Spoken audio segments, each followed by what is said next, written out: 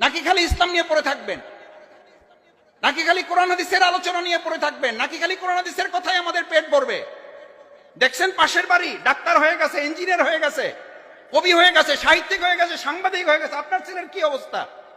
গাড়ি হয়ে গেছে, বাড়ি হয়ে গেছে, ফ্ল্যাট প্লট সব হয়ে গেছে। আমরা কোথায় পড়ে আছি? হাজের আলাইহিস সালাম কিছুই জিজ্ঞেস করেনি, শুধু দুটো কথা জিজ্ঞেস করেছে, আপনি যে আমাকে এখানে রেখে যাচ্ছেন, ফয়সালাটা আপনার নাকি আল্লাহর? আমি ইব্রাহিম হই না, আমার স্ত্রী হাজেরা হয় না, অথচ ওই সংসারই আমরা একজন কি কল্পনা করি?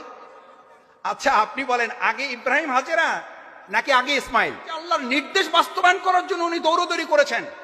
আপনি ওখানে দৌড়দৌড়ি করে কি শেষ করবেন? আপনার ওই সাফা মারার দৌড়দৌড়িটুকু দেশে ফিরে এসে আপনি এখানে তো দৌড়দৌড়ি করবেন আল্লাহর বিধান এখানে কার্যকর আছে কিনা। যদি না থাকে তাহলে এখানে তো আপনার দৌড়দৌড়ি করা দরকার, এখানে তো আপনার পেরেশান থাকা দরকার। অফ করি আর প্রতিবার কাবার দিকে তাকিয়ে আমার মনে হয়েছে, আল্লাহ